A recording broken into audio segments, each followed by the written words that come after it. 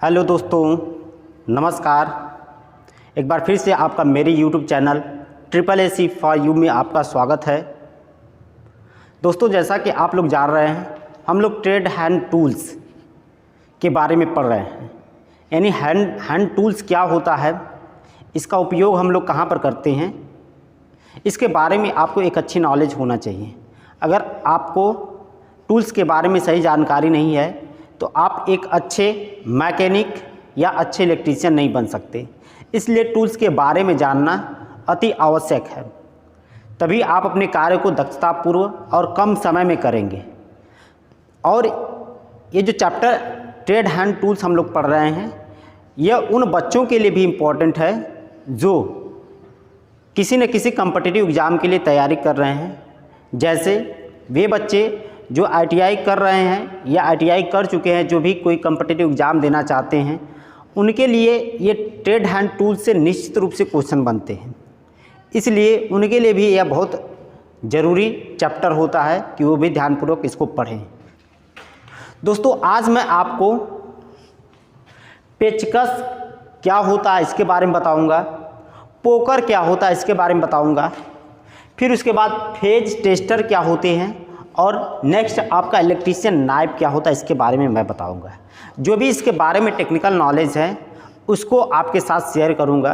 तो दोस्तों, उम्मीद है कि आप वीडियो लेक्चर अंत तक देखेंगे। तो आइए स्टार्ट करते हैं। तो सबसे पहले मैं आपको बताना चाहूँगा कि पेचकस, जिसको हम लोग स्क्रू ड्राइवर भी कहते हैं, आप सभी लोग पेचकस के बारे में जानते होंगे। इसके द्वारा हम लोग किसी भी पेंच को कसने के लिए और उसे खोलने के लिए प्रयोग में लाते हैं। जैसे कि मैं आपको दिखाना चाहूँगा कि ये मेरे पास एक पेचकस है।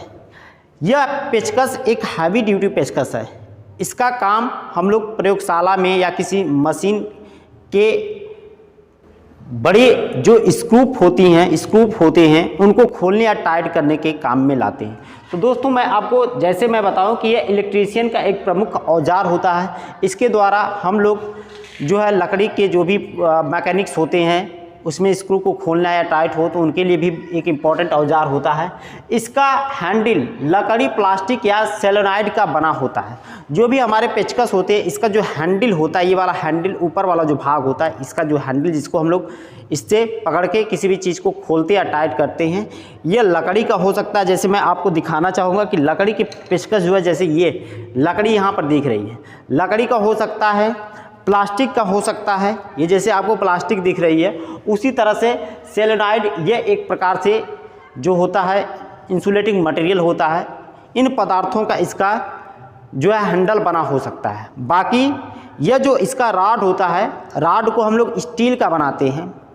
ये जो राड है इसको हम लोग स्टील का बनाते हैं। तो एक चीज़ आपके लिए मैं बताना चाहूँगा कि जो पेचकस की लंबाई होती है वह सामान्यतः mm में हम लोग लेते हैं, और इसके हैंडल को छोड़कर, पेचकस की जो लंबाई लेते हैं उसके हैंडल को छोड़कर हम लोग उसकी लंबाई को लेते हैं। जैसे मैं बताना चाहूँगा कि ये जो पेचकस है ये कितना लंबा है, तो जैसे आप यहाँ पर देख सकते हैं, इसके हैंडल को आप छोड़कर इसकी लंबाई को मेजर कर सकते हैं। यहाँ से देखिए आप, जो है ये लगभग 20 सेंटीमीटर का है, यानी 200 mm का ये आपका पेचकस है। यह लगभग 20 सेंटीमीटर का है, यानी 200 mm का ये पेचकस है। इसी तरह से अलग अलग साइज़ के पेचकस आते हैं आपको। जैसे ये देखिए, ये थोड़ा लंबाई में इससे बड़ा है, इसको हम लोग देखेंगे तो ये लगभग में आपका 25 सेंटीमीटर का है। 25 सेंटीमीटर यहाँ पर आपको दिख रहा है, 25 सेंटीमीटर, यानी 250 mm का ये पेचकस है। तो दोस्तों, मैं आपको बताना चाहूँगा कि यह अलग अलग साइज़ के पेचकस आते हैं। जैसा कि आप यहाँ पर देख सकते हैं, ये भी हमारा एक छोटा पेचकस है, यह किसी और दूसरे तरह का पेचकस है। देखिए यहाँ पर आपको पेचकस है, यह जो है कुछ अलग तरीके का पेचकस आपको मैं दिखाना चाहूँगा। ये पेचकस है। तो जो भी पेचकस हैं, सबके द्वारा हम लोग स्क्रू को खोलने या टाइट करने के काम में लाते हैं। तो ये जो पेचकस होता है दोस्तों, इसमें दो तरह के आते पेचकस हैं। पेचकस आपके दो तरह से, जैसे ये देखिए, इस पर एक इंसुलेशन की कोटिंग लगाई गई है, इंसुलेशन का लेयर चढ़ाई गई है। और ये जो पेचकस है, इस पर कोई इंसुलेशन की लेयर नहीं है। इस पेचकस का प्रयोग हम लोग उन जगहों पर कर सकते हैं, जैसे हमें कोई इलेक्ट्रिक सप्लाई जहाँ पर है उसके बोर्ड को खोलना हो, या कसना हो, तो उस तरह के उस जगहों पर सेफ्टी के दृष्टिकोण से ये पेचकस ज़्यादा इम्पॉर्टेंट होते हैं, क्योंकि यहाँ पर इंसुलेशन की कोटिंग लगी होती है। आप जो है यहाँ से भी पकड़कर ऐसे ऐसे पेच को खोल या टाइट कर सकते हैं, जिससे आपको बिजली का झटका नहीं लगेगा। तो दोस्तों इस तरह से अलग अलग टाइप के पेचकस होते हैं, जैसे कि आप देख सकते हैं यहाँ पर यह इंसुलेशन इस एक तरह के पेचकस पर इंसुलेशन लगा होता है, दूसरे ये आपका पेचकस है, इस पर कोई इंसुलेशन नहीं लगा है। तो ये पेचकस हमारे काम में लाते हैं। बाकी आप पेचकस के बारे में यहाँ पर इसके जो भी टेक्निकल डिटेल्स हैं, इसके जो मुख्य भाग हैं वो टिप है, सैक या ब्लेड है, हैंडल, फेरुल एवं पिन है। तो ये जो पेचकस का ये वाला पॉइंट होता है जहाँ से हम लोग पेच को खोलते हैं, इसकी इस पॉइंट को हम लोग टिप कहते हैं। ये इसका पेचकस का टिप है। उसके बाद इसका सैफ या ब्लेड, ये पूरी लंबाई जो होती है इसको सैफ या ब्लेड कहते हैं। पेचकस की सैफ या ब्लेड है। बाकी हैंडल आपको पता है कि ये इसकी हैंडल होता है। ये आपका फेरुल एवं पिन। ये फेरुल एवं पिन क्या होता है दोस्तों, ये देखिए जैसे इस पर यहाँ पर एक छोटा सा पिन टाइप का लगा हुआ है, जिसको हम लोग फेरुल या पिन कहते हैं। तो ये पेचकस के भाग होते हैं। ये भी आपको ध्यान देना चाहिए कि पेचकस के कौन कौन से भाग होते हैं। टिप होता है, सैफ या ब्लेड होती है, हैंडल होता है, फेरुल होता है और उसका पिन होता है। हैंडल को छोड़कर इसकी लंबाई को हम लोग मेजर करते हैं, जैसा कि मैंने आपको बता दिया। इसका उपयोग स्क्रू को खोलना तथा कसने के लिए किया जाता है। छोटे पेच को कसने और खोलने के लिए कनेक्टर स्क्रू ड्राइवर का हम लोग प्रयोग करते हैं। कनेक्टर स्क्रू ड्राइवर सेट्स के रूप में आते हैं। यह अलग अलग टाइप के स्क्रू को हम लोग कनेक्टर स्क्रू ड्राइवर की सहायता से खोल सकते हैं।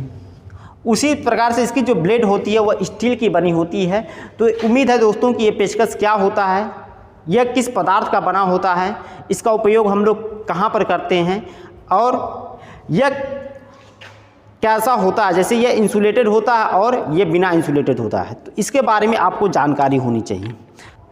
तो दोस्तों अगले टूल्स की हम लोग बात करते हैं, पोकर। ये पोकर क्या होता है, इसका प्रयोग हम लोग कहाँ पर करते हैं। तो जैसा कि आप देखिए, इसे सुम्बी या ब्रॉडल भी कहते हैं। पोकर को हम लोग सुम्बी या ब्रॉडल भी कहते हैं। जैसे यह पेचकस से मिलती जुलती आकृति वाला औजार है। जो पोकर होता है यह पेचकस से मिलती हुई आकृति वाला औजार होता है। जैसा कि मैं आपको दिखाना चाहूँगा, यह मेरे पास पोकर है दोस्तों। इसका जो टिप होता है, ये जो टिप होता है इसका, ये वाला भाग ये नोकीला होता है, बहुत ज़्यादा धारदार है, ये नोकीला है। इस टिप का प्रयोग हम लोग उन जगहों पर करते हैं जहाँ पर लकड़ी में हमको स्क्रू को टाइट करना हो। तो स्क्रू को टाइट करने के लिए इस पोकर की सहायता से हम लोग गड्ढा बना देते हैं, ताकि स्क्रू अच्छे से अपने ग्रिप में जाकर बैठ जाए। तो यहाँ पर इसकी टिप नुकीली होती है। इसका यूज लकड़ी की फिटिंग्स में पेच को कसने से पूरा छोटा खांचा बनाने के लिए हम लोग करते हैं। तो यह ध्यान देंगे आप जो है, यह पोकर क्या होता है। इस पोकर का प्रयोग हम लोग कहाँ करते हैं, लकड़ी में जब भी हमें कोई पेच कसना हो, तो पेच को कसने के लिए इस पोकर की सहायता से जिस जगह पर हमें पेच कसना होता है वहाँ पर थोड़ा खड्डा बना देते हैं। थोड़ा सा इसको हम लोग पुश करेंगे तो वहाँ पर पेच को कसने के लिए जगह बन जाएगा और उस फिर पेच में हम लोग स्क्रू को आसानी से कस पाएंगे। तो पोकर क्या होता है दोस्तों, आपको समझ में आया होगा। फिर नेक्स्ट औजार आपको मैं बताना चाहूँगा, फेज टेस्टर। तो दोस्तों ये फेज टेस्टर क्या होता है, ये इलेक्ट्रीशियन का एक इम्पॉर्टेंट औजार होता है फेज टेस्टर। जैसा कि आप यहाँ पर देख सकते हैं, ये फेज टेस्टर के द्वारा हम लोग फेज की सप्लाई का पता करते हैं कि ये फेज हमारे कहाँ पर है और कहाँ पर फेज नहीं है। इसके द्वारा बड़ी ही आसानी से हम लोग फेज की सप्लाई को पता कर लेते हैं, कौन सा हमारा फेज है, कौन सा हमारा न्यूट्रल है। तो ये जो आपका पेचकस होता है, इसमें सबसे बड़ी बात, इसके अंदर एक नियॉन लैंप होता है और यहाँ पर कार्बन का एक अंदर रजिस्टेंस होता है, जो कि जो भी फेज की सप्लाई यहाँ पर हम लोग कनेक्ट करेंगे वह इस रजिस्टेंस के द्वारा ये जो हमारा यहाँ पर स्टिप होती है, एक पत्ती होती है जिसकी सहायता से हम लोग अर्थिंग देते हैं। इस अर्थिंग तक आपकी सप्लाई नहीं पहुँच पाती है। रजिस्टेंस में आपका वोल्टेज ड्रॉप हो जाता है और चूँकि यहाँ पर करंट बहुत कम पहुँचती है, इसलिए इस टिप का जो हमारे यहाँ पर स्टील स्टिप होती है, इसका प्रयोग हम लोग अर्थिंग देने के लिए करते हैं। बाकी जो अर्थ इसमें नियॉन लैंप होता है, जैसे ही हम लोग इसको फेज में प्लग करेंगे, जैसे ही हम लोग इसको सॉकेट में प्लग करेंगे, यह हमारा कंटिन्यूटी माने फेज तार की कंटिन्यूटी को बताने लगेगा कि यहाँ पर फेज तार अवेलेबल है या नहीं है। तो यहाँ पर जैसे देखिए, ये देखने में पेचकस जैसा होता है परंतु पेचकस नहीं होता है। जो हमारे पेचकस होते हैं ये देखने में पेचकस जैसे होते हैं परंतु ये पेचकस होते नहीं हैं। इसका यूज हम लोग कहाँ करते हैं? फेज की उपस्थिति तथा पहचान के लिए कि इसमें कौन सा फेज है, कौन सा न्यूट्रल है, इन जगहों पर हम लोग फेज टेस्टर का प्रयोग करते हैं। आगे लिखा गया इसमें एक कार्बन रेजिस्टेंस तथा एक नियॉन लैंप होता है। मैंने आपको कार्बन रेजिस्टेंस का काम क्या होता है, जैसे कार्बन रेजिस्टेंस में वोल्टेज ड्रॉप होता है और हमारे एंड टर्मिनल तक जो है, जो आपकी यहाँ पर पेंच होती है, जैसे यहाँ पर आप देख सकते हैं, यहाँ तक जो है हमारा करंट बहुत कम आता है, जिसकी वजह से हम जब इसको टच करते हैं तो इसमें हमको विद्युत का झटका नहीं लगता है, यानी कार्बन में वोल्टेज ड्रॉप हो जाता है। तो ये कार्बन का रेजिस्टेंस होता है तथा एक नियॉन लैंप होता है। इसमें लैंप हमें ये बताता है कि यहाँ पर फेज अवेलेबल है या नहीं। जब लैंप जलेगा तो फेज की उपस्थिति हमें पता लगेगी, जब लैंप नहीं जलेगा तो फेज वहाँ पर अवेलेबल नहीं होगा। आगे लिखा गया यह 500 वोल्ट तक के लिए बनाया जाता है। हमारे जो फेज टेस्टर होते हैं 500 वोल्ट की सप्लाई को मेजर करने के लिए हम लोग फेज टेस्टर का प्रयोग करते हैं। तो उम्मीद है दोस्तों कि फेज टेस्टर क्या होता है यह आपको पता लग गया होगा। तो आइए हम लोग नेक्स्ट औजार की बात करते हैं। हमारे इलेक्ट्रीशियन नाइफ क्या होता है, जैसा कि आप देख सकते हैं इलेक्ट्रीशियन नाइफ। ये इलेक्ट्रीशियन नाइफ क्या होता है, जैसा कि आप यहाँ पर देख सकते हैं, नाइफ का मतलब चाकू यानी छुरा होता है। इसमें 2 ब्लेडें होती हैं, जैसा कि आप देख सकते हैं इसमें क्या है 2 ब्लेडें होती हैं। इसमें 2 ब्लेडें होती हैं। इसमें एक ब्लेड तेज धार वाली, जिसका उपयोग जिसकी सहायता से केबल या वायर का इंसुलेशन हटाया जाता है।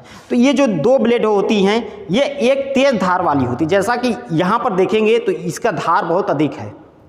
इसकी सहायता से किसी भी केबल पर से इंसुलेशन को हम लोग आसानी से हटा सकते हैं। जैसे कि आप यहाँ पर देख सकते हैं, इस तरह से हम लोग इसके द्वारा केबल से इंसुलेशन को आसानी से हम लोग क्या कर सकते हैं, इसको छील के हम लोग हटा सकते हैं। यहाँ से आप देखिए, यहाँ से इंसुलेशन हट गया। तो ये तेज़ धार वाली की सहायता से हम लोग इंसुलेशन हटा सकते हैं। और दूसरी जो इसकी ब्लेड होती है, इसका उपयोग तारों पर से इनेमल या गंदगी को हटाने के लिए, जो भी हमारे जैसे यह आपका एल्युमिनियम का यहाँ पर तार है, इस पर से इनेमल माने कोई भी इस पर कोटिंग है, इसको हटाने के लिए, या गंदगी है तारों पर से तो इसको हटाने के लिए हम लोग दूसरी ब्लेड का प्रयोग करते हैं। तो यह इलेक्ट्रीशियन नाइफ का एक प्रमुख औजार है। तो दोस्तों उम्मीद है कि आपको पेचकस क्या होता है, पोकर क्या होते हैं, फेज टेस्टर क्या होता है और इलेक्ट्रीशियन नाइफ क्या होता है, यह आपको समझ में आया होगा। अब हम लोग नेक्स्ट औजार के बारे में पढ़ेंगे। थैंक यू, धन्यवाद।